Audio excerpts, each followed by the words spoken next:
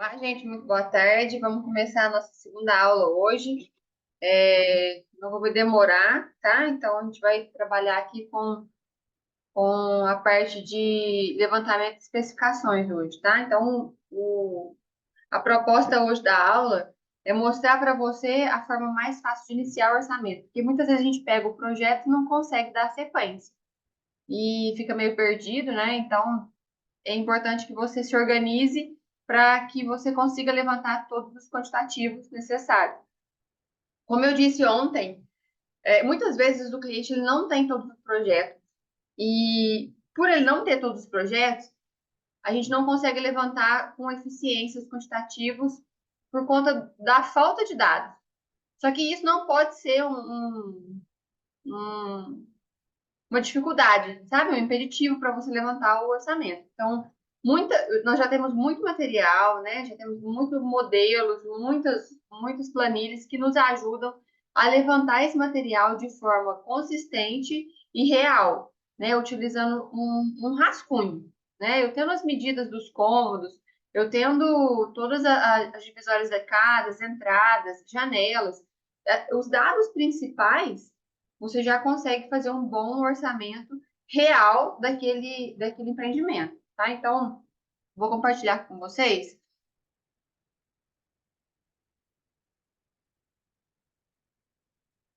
aqui a quantificação dentro do orçamento de obras, certo? Então, o que que é importante a gente entender? Que essa parte de identificação, quando você está organizado, é a melhor forma que nós temos para poder iniciar o projeto. Se você tem a prancha impressa, você vai colocar as nomenclaturas lá, tá? E vai trabalhar com elas nomeadas por você. Tem alguns projetos que trazem algumas nomenclaturas, e essas nomenclaturas elas são realmente muito importantes para poder identificar depois no memorial. Tem projetos que vêm com memorial, e no memorial tem as nomenclaturas. Então, é bom usar, né, toda essa bagagem que já tem no projeto para você não perder tempo nomeando. Então, esse é o primeiro ponto.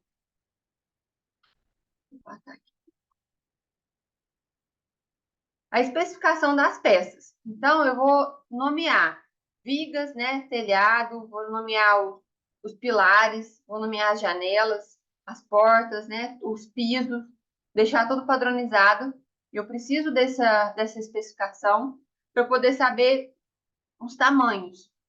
Então, por exemplo, você pega um projeto arquitetônico, ele não tem pilar. Se o proprietário, isso é uma das coisas que trava muita gente. Se eu estou fazendo um levantamento e eu não tenho um projeto estrutural e eu não vou ser responsável pelo projeto estrutural, eu tenho que, no mínimo, trabalhar com o que a norma pede. Então, eu vou espalhar os pilares na casa de acordo com a necessidade da obra. Vou dar o exemplo desse projeto nosso. Vou compartilhar com vocês.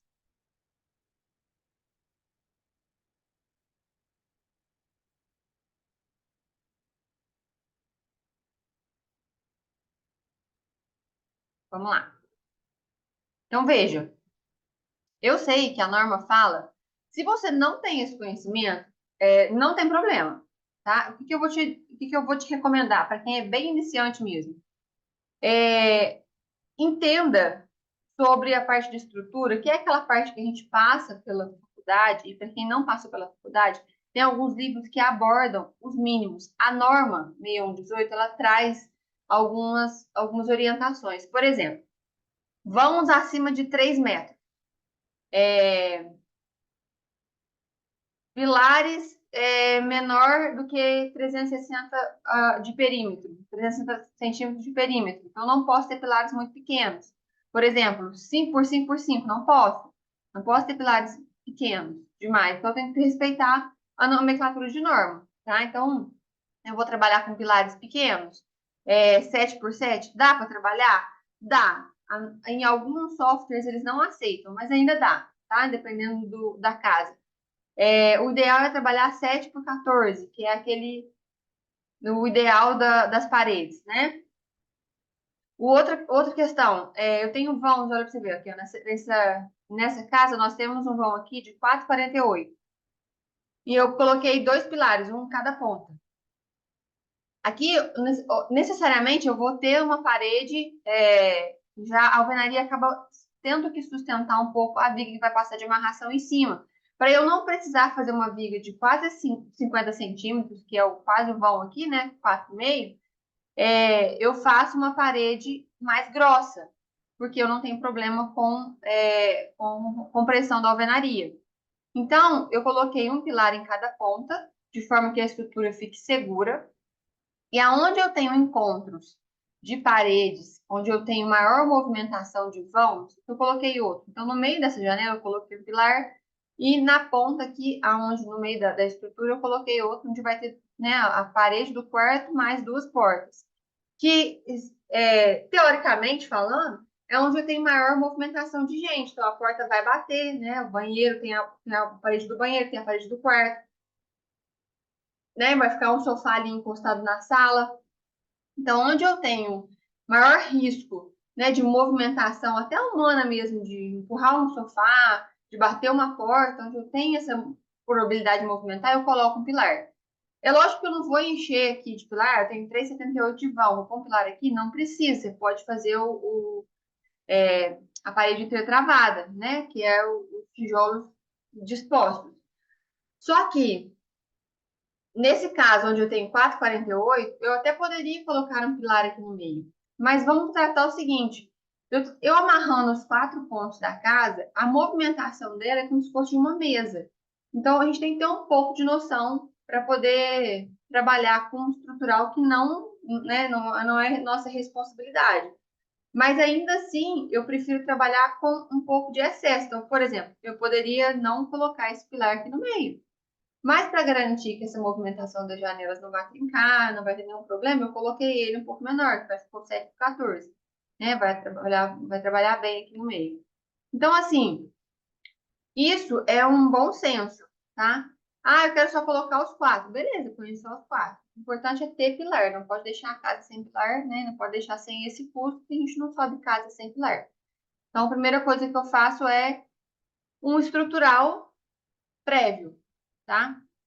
Ah, Angélica, mas eu não, o cliente não vai fazer, ou eu não sei como é que vai ser.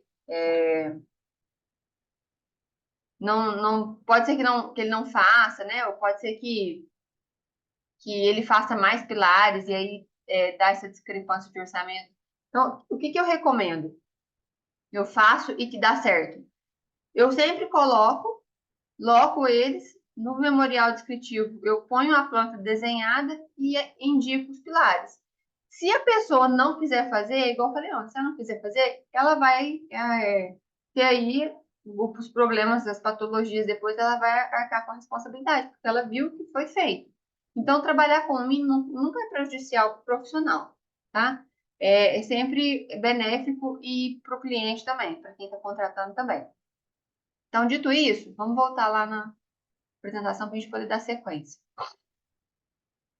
Bom, a importância dos dados gráficos. O que que é isso?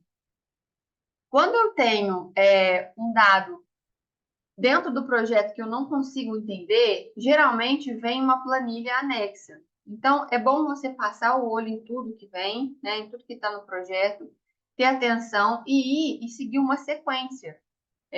Sempre seguir essa sequência. Na verdade, isso aí é normativo, tá? Você sempre nomear da esquerda para a direita, de cima para baixo, no sentido horário. Porque essa é a orientação que nós temos, né, na graduação e nas bibliografias. Essa padronização ela é super importante. Então, se está com um projeto em milímetros, tomar cuidado para que tudo seja em milímetros. Se está com um projeto em metros, colocar tudo em metros, para que aquilo não fique discrepante e tenha problemas na hora dos cálculos, tá? E na hora de passar para as planilhas também. Bom, procedimento de quantificação. Primeiro, essa verificação de projeto, a gente não pode ser muito ansioso, porque o que eu vejo é, às vezes a pessoa pega e ela fica naquela ansiedade, olha para o projeto, nossa, meu Deus, e o que é isso? Eu não consigo nem ler. E, na verdade, basta um pouquinho de respirar e falar, não, peraí, deixa eu entender, né? O que que tem na sala, o que que tem na cozinha, é, verificar se tem todos os projetos, se não tem, se você vai ser necessário você fazer os projetos. Eu gosto muito de colocar isso lá no dentro do curso, para os meninos que já estão comigo viram como que funciona. Geralmente eu pego esse projeto aqui e eu vou abrindo aqui, ó, eu vou abrindo colunas, que é isso que eu faço lá no orçamento de obras, dentro do curso, justamente para eu trabalhar de forma organizada, porque a questão do orçamento e planejamento, ela te exige uma organização, e não é ruim isso, tá? Então eu venho aqui, copio o projeto,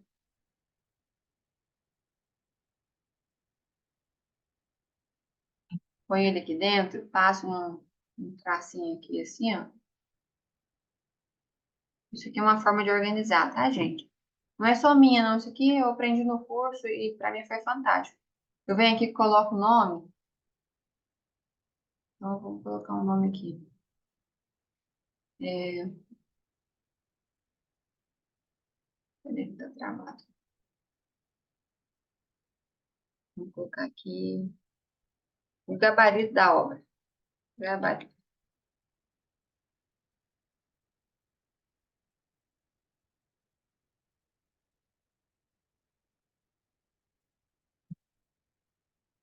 Por que que eu faço isso? Porque isso vai orientando. Esse é um orçamento que você não faz ele toda hora e o dia todo, porque ele é cansativo, né? Então, para que você não fique cansado, né? Eu vou tirando algumas coisas, tiro tudo, deixo só a parte da obra, a parte de execução mesmo da obra. Se tiver um muro, eu deixo o muro, tá? Tiro aqui as linhas de corte, deixo só a parte de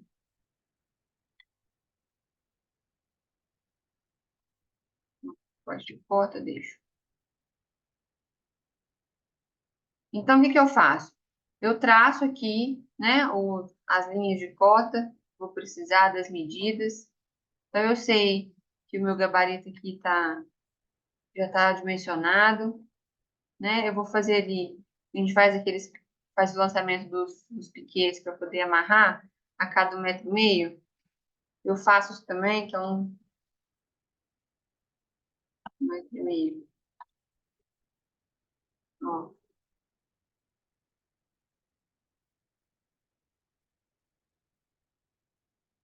Então, a cada 1,5 m eu vou ter um piquete, né?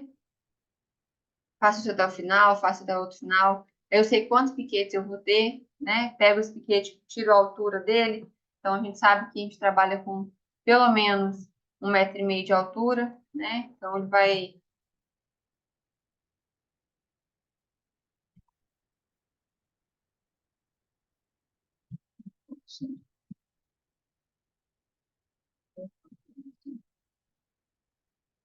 Esse aí é o piquete. Estou colocando aqui só para vocês verem como funciona, porque às vezes a pessoa não entende. Então, o gabarito é isso aqui, ó. E eu vou passar, não vou nem desenhar no tamanho, não, mas vou passar, a gente vai passar cada 1,5 m e vai ficar assim. O piquete e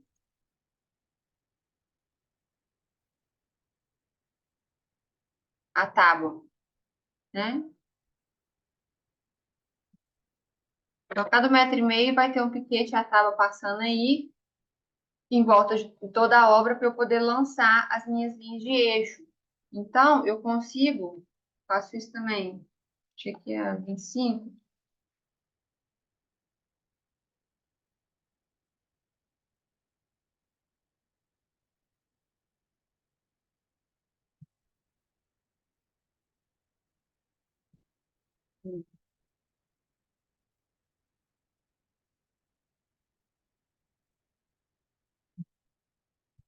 Então, aí eu tiro essas cotas aqui para poder me ajudar a conferir.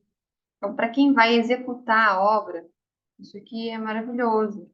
Por quê? Porque te ajuda a conferir. Então, tirar as cotas de parede, tudo, e põe as cotas de eixo. Essas cotas de eixo, você vai conseguir conferir lá na obra. Deixa eu colocar aqui 1,5. 5, acabou o final. Essas cotas de eixo vai ser as conferências. Aí eu vou puxar novas cotas, tá vendo? Do eixo da parede até no gabarito de fora, vai ter 1,53, 1,33. Próxima parede.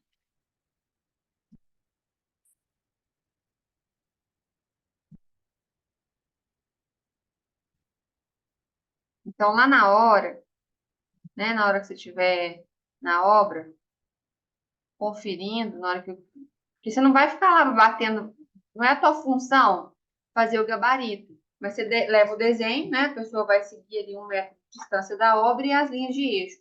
Feito com as linhas de eixo, na verdade você vem aqui e confere se a borda está com 1,20 m, 1 metro, tem que ver conferir, né, tá vendo? 1,20 m, eu deixei um corredor de 1,20 m, ó. Batendo essa distância, confere a distância do início da vala, né? Aí vai bater os preguinhos. Então, aqui, a primeira linha de eixo vai estar 1,33 da borda do gabarito para o centro do pilar, para o centro da parede. Então, essas distâncias a gente consegue conferir. É isso que a gente vai passar lá, né, no final do dia, ou então no meio do dia, quando já estiver tudo pronto, para conferir se as linhas de parede estão corretas. Aqui eu ponho um esquadro, ó. Na hora que as linhas cruzarem aqui, ó, eu ponho um esquadro para ver se está dentro do prumo, né? Para a casa não ficar torta. Então, tudo isso é passível de olhar lá na obra. E puxa aqui o gabarito. Eu entrego esse desenho aqui lá no memorial descritivo e entrego ele, quando a obra é minha, né? Pro pedreiro. Então, assim, entregar mastigado é muito bom, porque aumenta a sua eficiência e aumenta a eficiência que você vai conferir, sabe? Então, assim, é mais fácil você fazer isso do que não, não esperar, né? Vamos lá, não esperar que dê algum problema. Bom, voltando para cá. Eu separo, né? Faço essa divisão dentro do arquitetônico. Se eu não tenho arquitetônico, dá para fazer na mão. Então, não é o problema, o CAD não é o problema. Por isso que eu falo, quando você aprende essa base, na hora que você parte para o Revit, por exemplo, você sabe até o que pedir, sabe? E dá para fazer isso até na mão. Então, eu valorizo muito esse início, porque você tendo isso bem claro, na obra fica muito mais fácil cobrar, conferir. Bom, feito isso, vamos dar sequência aqui. A gente faz as nomenclaturas, depois eu vou trazer um projeto todo nomeado para vocês poderem entender a questão da nomenclatura. Mas eu faço as nomenclaturas dos meus projetos quando não tem, tá? Então, a metodologia de leitura é igual eu falei para vocês. Ela começa no canto superior esquerdo e ela vai seguindo sentido horário. Ela vai descendo, né? A gente tem que ter atenção nos detalhes, por quê? Porque tem coisas no projeto que não são faladas. Então, tem coisas que eu preciso registrar. E aí eu preciso do proprietário para poder me falar. E é essa compatibilização, essas sentadas, essas reuniões precisam acontecer. O cliente vai se sentir mais seguro e você também. Se houver projetos, outros projetos, você tem que aumentar o seu nível de. Você tem que aumentar o seu nível de inspeção, vamos dizer assim. Por quê? Porque com essa compatibilização, quando você pega um projeto em Revit, em BIM, vem uma compatibilização. Então, tem canos que passam por dentro de viga, por dentro de pilar, né? Então, assim, a gente tem que tomar muito cuidado. E o fato de você ter essa noção de etapas de obra e de fazê-lo manual te dá uma garantia muito grande de que não vai ficar nada errado, sabe? Com o tempo você vai fazendo, você vai adquirindo a expertise, né? E vai vendo que realmente isso faz todo sentido. E no final, deixa eu voltar lá. Vou seguir aqui, vai.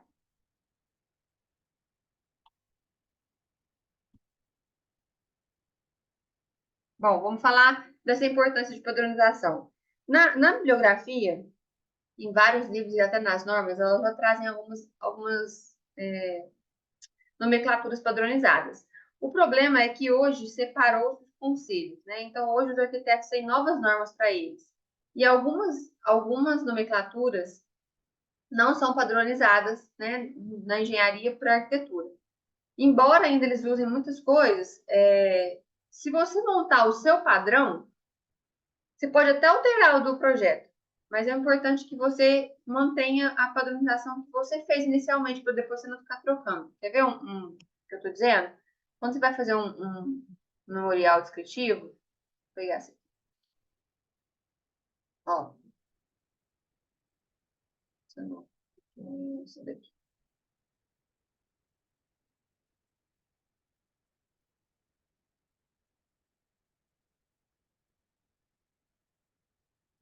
Ó,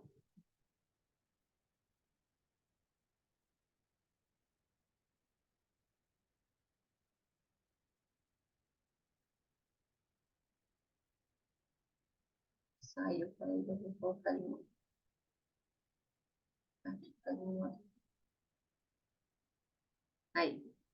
Quando você está fazendo um levantamento, vamos pegar aqui na fundação, né, que seria a nossa próxima etapa aqui no projeto, você tem alguns nomes. Então, esses nomes, por exemplo, bloco um, né, bloco de ancoragem um, bloco de ancoragem 2, esses blocos, eles precisam ser nomeados e você sempre manter a mesma nomenclatura, para que você possa reutilizar essa planilha em outro projeto. Isso vai te trazer mais agilidade, tá? Então, é essa nomenclatura que nós estamos falando aqui, essa padronização, tá? Essas planilhas resumo, tem uma outra parte da planilha também, que está disponibilizada aí para vocês. Consigo ver aqui, peraí. Que é o quadro 3, ó. Eu tenho a possibilidade também de fazer uma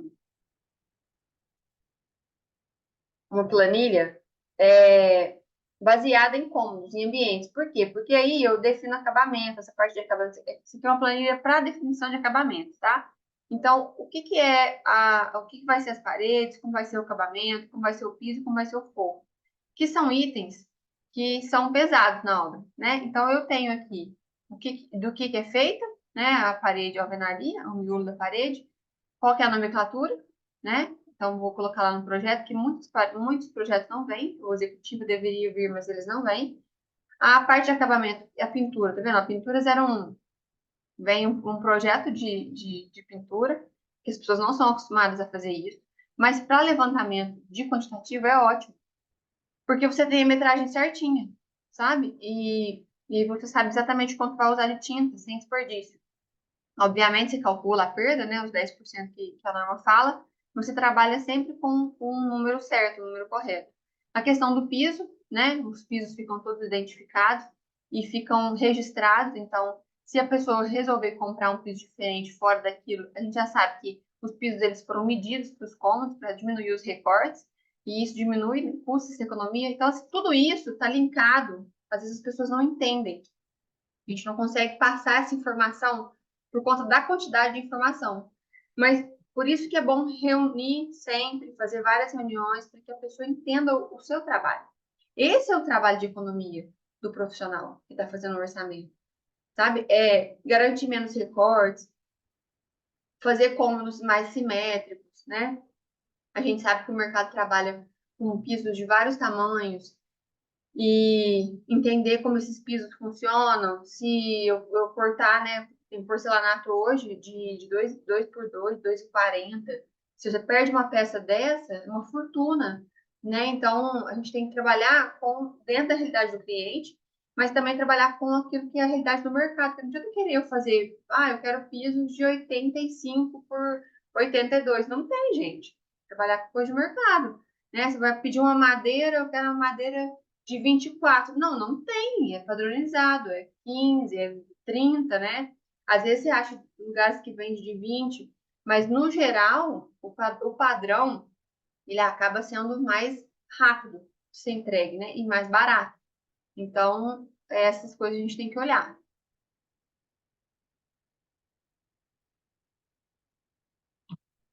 Vamos aqui finalizando, né? Quais são os desafios dessa quantificação? A complexidade dos projetos, Então, é importante você pedir que os projetos venham para você num formato de DWG, quando você está orçando. Porque você mexe, aí você pode fazer aquele trâmite que eu mostrei para vocês. Abrir o projeto, colocar ele dentro de forminhas, copiar várias vezes, tirar um monte de informação, limpar o projeto, sabe? Para você dar sequência no seu trabalho. Porque quando você pega um projeto, um manuscrito, vamos pegar lá, pega a prancha e você mesmo faz. Isso demanda mais tempo. Então, querendo ou não, se tem mais tempo envolvido, mais hora trabalhada. Se você tem um projeto em DWG aberto, muito mais fácil, né? Você vai lá, corta, recorta. Então, é mais simples e mais rápido. Então, essa complexidade do projeto hoje, se você pegar, por exemplo, um projeto em Revit, você não consegue ficar mudando toda hora, a não ser que você tenha o domínio aí do software. Mas se você não domina, você vai pegar um projeto em Revit, vai abrir no seu computador e você não mexe, aí você não tem os plugins que o outro tem, aí você tira um cano e aí mexe na quantificação e aí não dá certo. Tá? Então, procure trabalhar com aquilo que você já sabe, né? E trabalhar de forma simplificada, que é organizando, né, e seguindo a sequência. A gente vai chegar nessa parte ainda da parte de instalação hidráulicas e elétricas, como que a gente faz esses levantamentos. Bom, as alterações de projeto também é um problema, tá? Para quem faz orçamento, porque gera muita alteração. Essas alterações nos trazem problemas, porque muda quantitativo. Então, trabalhar com um arquitetônico já bem definido é o primordial. Então, a gente pode abrir mão disso. As interpretações de informação também precisam vir definidas, tá? Se o cliente não definiu, precisa sentar com ele e definir. E integrar aí as equipes que vão trabalhar dentro desses dados. Não só a equipe que vai desenvolver projeto, gente. Eu preciso, por exemplo, um exemplo agora que aconteceu com a gente. Eu tenho uma obra que eu coloquei, a princípio, laje impermeabilizada. Mas se na cidade ou na região eu não tenho essa empresa que faz essa impermeabilização, não tem como, né? Eu posso até orçar, né, ver fora quanto ficaria isso, mas o fato de ser de fora, isso leva muito custo. Então, talvez eu não possa, eu tenha que abrir mão de uma laje impermeabilizada e colocar assim uma telha, porque não tem mão de obra, né, especializada. Então, isso precisa ser resolvido agora. Quais são os benefícios da quantificação, né? Quantificação precisa. Primeiro, o controle de custo, que nós já falamos, o planejamento estratégico, que vai entrar, né? Vai otimizar todo o processo, vai reduzir os imprevistos, porque não corre o risco, por exemplo, se você deixar um vão e a janela vir diferente. Não corre. Por quê? Porque aquele lá, o vão já foi deixado, a janela já foi orçada, a gente já sabe o fornecedor que tem para poder entregar o material. Então, esses imprevistos não acontecem, não tem quebradeira, não tem reposição de nada, né? Você vai comprar um piso, já sabe a quantidade de piso que você vai precisar, você compra ele com um pouquinho mais de sobra para você poder deixar guardado. E a questão da competitividade, sabe? Essa é a questão da competitividade, é que não é só na questão de licitação mesmo, você pegar o público, né? Não é só para questão de custo, mas para que o cliente, mesmo que ele não entenda esse valor, se você for trabalhar com execução de obra, para você não misturar custos de obra, de uma obra ou outra, né? A pessoa está construindo muita casa para vender, se você não misturar um custo com o outro, você precisa ter aquilo na ponta do lápis, né? Precisa saber o que você está gastando realmente com cada obra. Resumindo aí a nossa aula de hoje, nós estamos finalizando aí, né? As etapas fundamentais da codificação, que é a padronização, né? Organizar tudo, ter os projetos em mãos e, se não tiver, organizar eles dentro do AutoCAD de forma que seja continuada. Então, quando eu organizo o CAD daquela forma que eu mostrei para vocês, se eu fechar o arquivo, se ela vai continuar amanhã, nossa, é um alívio. Por quê? Porque você sabe onde você parou, né? Então, você coloca ele dentro das forminhas ali, organizada. Ter atenção aos detalhes, porque os projetos, eles vêm com muita riqueza de detalhe e é bom que você vá anotando tudo isso, né? A questão da precisão também é muito importante. Esses quantidades, né? Esses levantamentos reduzem aí os imprevistos. E os desafios e soluções, né? Que a gente ainda assim vai enfrentar problemas na obra, vai ter coisas que não vão ser entregues, vai ter coisas que estão fora. Vai ter coisa, gente. Isso tem, isso é normal. Mas eu já tenho isso previsto. E com o orçamento já definido, né, mediante um projeto real, né, um orçamento real, isso diminui muito. Então, a dor de cabeça que o proprietário iria passar é bem menor. Bom, eu começo os levantamentos pelas formas. Deixa eu mostrar para vocês aqui a planilha modelo. Então, às vezes eu não tenho todas as informações de formas, mas eu tenho ali o meu embasamento técnico, né, de fundação, por exemplo. Eu sei que não fez, é muito comum as pessoas não fazerem sondagem, então eu não vou usar sapata, né, num terreno que eu não conheço. Então eu faço o cálculo de broca. Aí faço o cálculo de broca, faço o cálculo dos blocos, né? E aí essa planilha aqui, você vai colocar a quantidade de blocos que você vai ter no local, né? A largura, a altura e comprimento, altura e largura. Vai gerar o volume, tá vendo que ele é automático? Ah, Jéssica, você não trabalha com planilha automática. Isso aqui é automática, mas sei o que estou fazendo, né? Vou montando, por isso que eu falo, monte a sua planilha. Isso aqui vai ter uma sequência. A área de forma, ela é pegada lá na, na norma, tá? Na SENAP, no CPO. Então, eu pego essa área de forma e faço uma, um cálculo de forma que ele fique certinho com as larguras e alturas do meu bloco. Então, eu tenho a área de forma, tenho a área de aço, que aqui, como é que eu sei a área de aço se eu não vou fazer o estrutural? Eu uso o consumo previsto. Então, eu sei que bloco a gente não usa ferro menos de 10.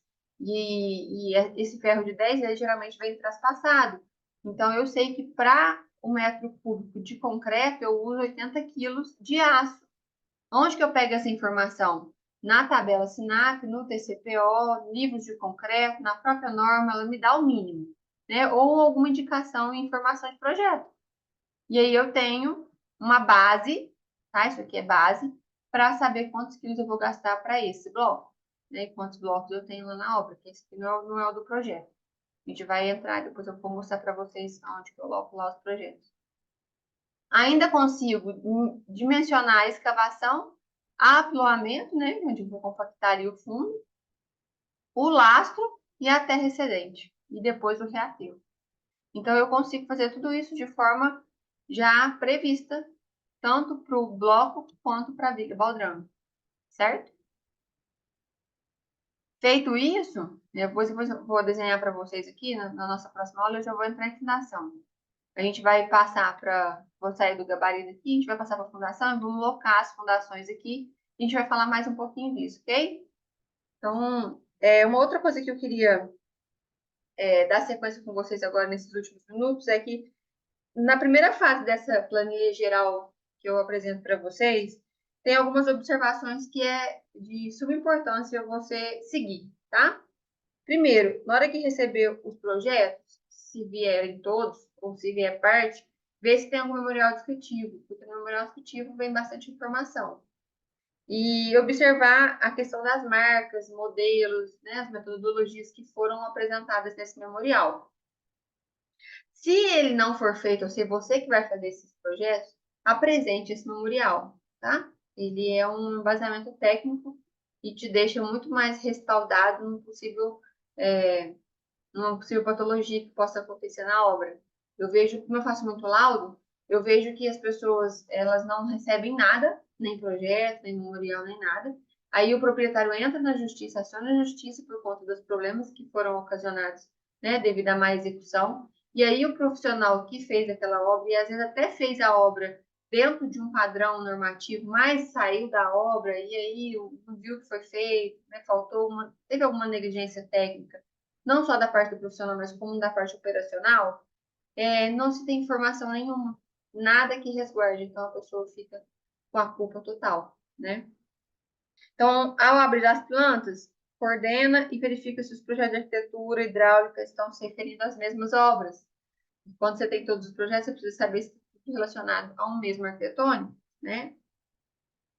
Bom, com o uso do CAD, Igual eu falei para você, sempre peça para ser usado o CAD, porque aí você consegue manipular os dados ali dentro e trabalhar com dados reais, né, daquele projeto.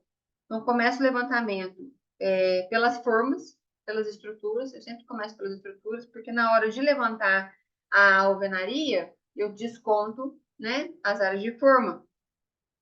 Depois, faça com os projetos de arquitetura, né, procurando identificar as paredes, pisos e tetos, que são os gargalos, né, da obra. Estabeleça aí planilhas auxiliares para portas, janelas, né, a parte de informação secundária para deixar isso pré-fixado. Por exemplo, tenho 10 portas na obra, todas são 80 por 2,10. A gente não sabe, tem porta de 70, tem porta de 60, aí você pede um lote com todas de 80, e aí os vãos são deixados do jeito que está no projeto. Então, isso é importante olhar. Ao fazer os levantamentos de acabamento, faça codificação por ambiente. Então, depois, mais para frente, você não precisa mais fazer isso. Mas uma vez que você faz, já te dá uma clareada, né? Então, estabeleça uma rotina de leitura de plantas, porque sempre esteja olhando o projeto para poder facilitar aí o trabalho e diminuir a ineficiência, né? E procurar se informar dos critérios da unidade dos preços, né? Divergência de unidade quantitativa, que às vezes você manda orçar forma o metro e, na verdade, às vezes a pessoa vende 1 metro quadrado da forma, então depende, né? Depende, vende 1 metro linear, você está pedindo em metro quadrado, então toma cuidado com isso. O que mais? Quando for passar um orçamento para a loja, pedir, né, exatamente aquilo que você está, se possível, mandar um desenho, mandar um detalhe, mandar uma explicação para eles poderem mandar para você um preço dentro daquilo que você realmente pediu, dentro daquilo que você realmente quer, né? E começar aí por uma roda existente, depois você vai aumentando segundo o seu conhecimento. Então, é sempre bom pegar bases, né, técnicas daquilo que você está fazendo, para não ter problema lá na frente, ok? Bom, a aula de hoje é essa. A gente vai encerrar por aqui. E qualquer dúvida, gente, a gente vai falando. Vocês têm o meu WhatsApp aí, podem me chamar pelo WhatsApp. Vocês podem estar me consultando aí também vou deixar uma caixinha aberta no Instagram. Vocês podem mandar as perguntas, as dúvidas que vocês tiverem, tá bom? Então, um grande abraço aí, até amanhã. Fiquem com Deus.